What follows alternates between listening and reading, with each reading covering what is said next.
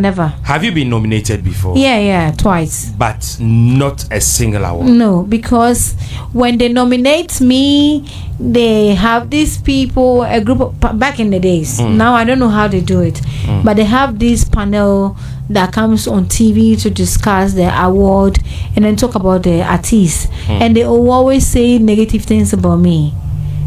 And so they never encourage people to vote for me to win an award. So I never won an award. But 16 years, won an award in Nigeria and in other countries, like European countries. Are you hurt because you've not won any award here in Ghana? I'm not hurt. I did my music for fun and to make money. I made money, I had fun. So, well, award was supposed to be plus. And so I'm not hurt. Okay, so currently 20 years in the industry. Yeah, almost. December will be 20 years. 20 years. When you wrote this song 16 years, were you actually 16 years? I was 24, 23, I think. Yeah. What was the motivation? Then around that time, there was like Mami Dokno used to do a story about girls being raped. So anytime you tune in, it's about rape. So the song just came up to me one time when I was in a taxi with some girls, and Mami Dokno was talking about kids being raped. So then I said, I've been 16 years. I want to be like this. If you touch me, I will report. Because I believe, when I was listening to the stories, I believe like if you report that somebody is trying to molest you, you should have help. Yeah. So I didn't understand why people would complain about being raped. I feel like they didn't report. So let me do a song about reporting for being harassed. So I did it, and it worked. So I some people thought it was out of experience, something that happened to you was a like real, I was raped, like a real life story. I've been raped before, but that was not the motivation. Okay. Yeah. Was it before the song or after the song? Hey, no, it was after the song. Who raped you? I'm Robert. Is it true? Yeah. They raped you. How many? It was one person that raped me, but they raped almost everybody in the house. But it was just one person. It was two people that raped me, actually. Yes. Yeah. They knew this is Mzbel. One person in my bedroom and one person in my kitchen. No, hold on. I wish we were not talking about this. Oh my goodness. Like what happened? What happened that day? So we were in a room, we were sleeping. Me, to be honest, what happened is that I was sleeping in my bed and I felt somebody hit my back so hard, and I woke up. And when I woke up, I saw a face with a bandana, with a handkerchief wrapped on the person's, like disguise on the person's face. Okay. Yeah. And they asked for money. I gave them the money and I told them where money is. I showed them a few things, and then the person asked me to lay down, went down the bed. I did, and then gunpoint. Yeah, gunpoint. Yeah, and after he was done, another person to drag me to the kitchen and he asked me to lie down. I did, and he also raped me. They protected themselves, or no, it was raw. So you went to the hospital after that? Yeah, Snake Hospital. I had to sue. I even had a therapist there who was talking to me every time. They checked us for HIV and they put us on HIV treatment. That is a terrible experience. Yeah, it was. Were they arrested? They were arrested, and then few years later I heard that they were in Sawam, and then they died, or somebody died or something. Did you curse them? Oh, Brahima, I didn't have to curse them. What they did to me was enough for them to be cursed. I didn't have to. Are you sure you didn't curse them? I didn't curse them officially, but in my heart I was hurt, and I wish that anything terrible will happen to them, and terrible things happen to them. Wow. Yeah. That day, how many were you in the house? Do you remember? I can't. We were about 7 or 8. 7 ladies. Yeah, it was just girls. Okay. The only boy was my son. Okay. John, not even Adepa. Okay. John was very small by then, yeah. And up to now, he remembered everything that happened. Wow. And there was one girl, one of my dancers, she was pregnant. I didn't even know.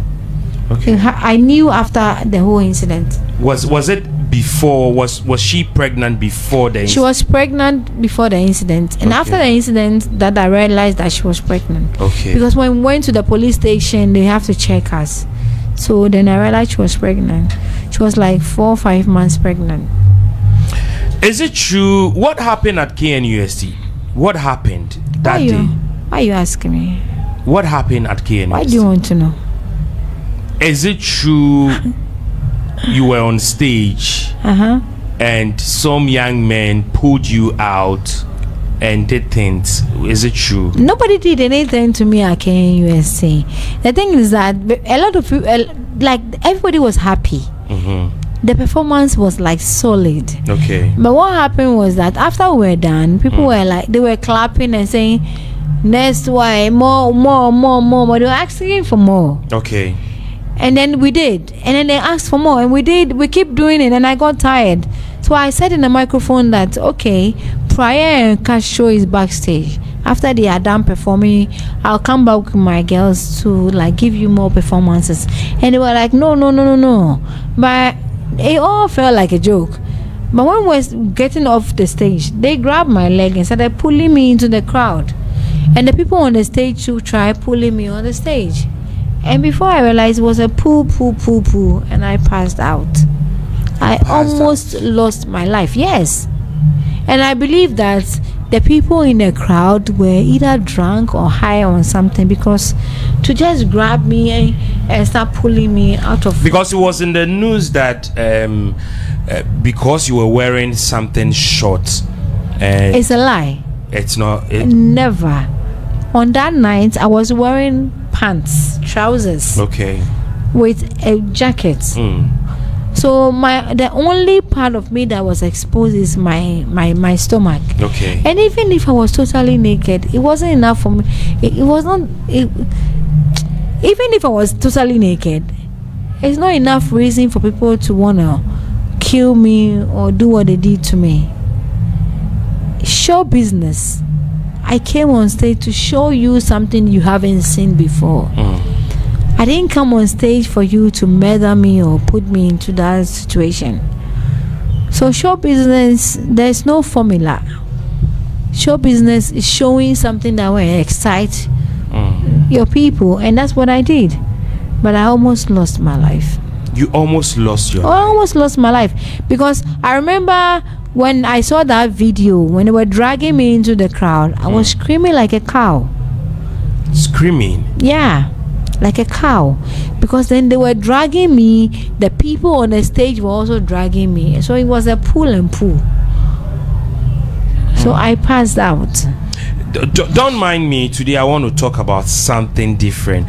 And at a point, it was everywhere. Mzbel has beaten a police officer. Beaten? But why did you do that? Makano. Like you assaulted a police officer. And that same incident? No, a different one. Yes. It's a lie. You didn't assault a police officer. By you looking at me, do I look like I can assault a police officer? It depends on the police, or maybe a small boy or something. Why would they employ a police officer that somebody can attack? So did you assault the police officer? I did not. But in the court case, let me tell you what happens. I used to be friends with some guy called Maxwell. Okay, is that the one we know? I don't know what you know. Okay. But I don't want to go there. Okay. But then I used to be friends with some guy called Maxwell. I went to pick him up, and then police said that where we were parked, it's not allowed. But meanwhile, there were so many cars parked there. But Maxwell was a little rude to the police, so the police got angry.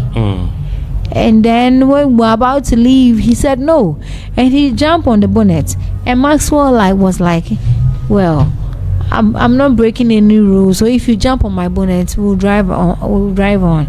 And he drove. And whilst Maxwell was driving, police was on the phone calling. And when like and the police officer was on the bonnet. Oh yeah, he was like a spider climbing to go on. Was like climbing to go on top of the car. Who was driving? Maxwell was driving. Okay. But when we went there to pick Maxwell, it wasn't Maxwell driving. It was I had a driver. It was my driver driving. But when Maxwell came to take over the steer, the police wanted to check his stuff. He showed him his driving license. The police said that the guy who drove to come didn't have a license. Meanwhile, we were already parked. So it was becoming too much. So Maxwell decided to say that the young cop. So the police made a few phone calls. As before we could get off the place, we were surrounded. So he jumped on the car. He climbed on top of the car. You were arrested. We were arrested and beaten.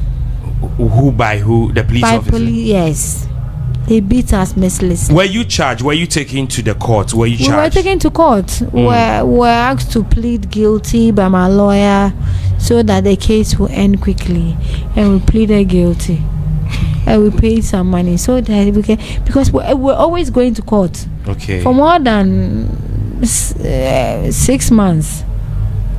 You're always going to court. And the police keep saying that I attacked them. And even the judge, he keeps laughing anytime they say I attacked them, because I was very, very skinny. And then the policeman, the uniform he brought as evidence that I beat him and tore it apart. Like if you look at it, it looks so violent. And if you look at me, I look so fragile. So it's not possible. Yeah, so my lawyer said we should plead guilty. So that we can pay the fine and get it over with, because he knows we have the money. We are celebrities. So I pleaded guilty. We paid the money, and then that was all. Yeah. So what was it, the reason why you released that song, Jump on My Bonnet? Yeah. Jump on my bonnet, jump on my bonnet, make you no jump on my bonnet, jump on my yeah. That is the reason for that. Yeah, because it's so strange that a policeman will stop you, ask you for a few things, and then say, don't move, you should move out, jump on your bonnet. And then he jumped on the bonnet and he was acting like a spider, like he was trying to get on top of the car. I mean, like all sorts of drama. Isn't necessary. Okay, away from that, Mzbel, where has music taken you to? Everywhere. Yeah. Growing up, was it your dream? What was your dream like? Growing up, my dream was to be a broadcaster. My dream was to talk so everybody can listen. But I ended up doing music. Yes, but you are still talking. Everybody can hear you. So I made it. Yeah, you made it. Mama, I made it.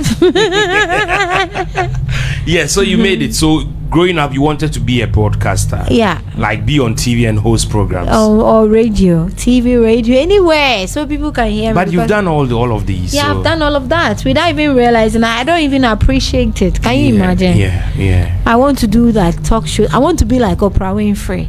Before I could know that, how I used to feel when I was growing up. I feel because everything I've done, Brahma, and friends gave you me. I mean, like, you make the money and you have to still give it away. Yeah. Okay, so currently, how many albums do you remember? I have 5 albums. And how many singles so far? Plenty singles. Over 40 singles, yeah. At a point, you were working with Goodies Music Productions. How do you know? At what point?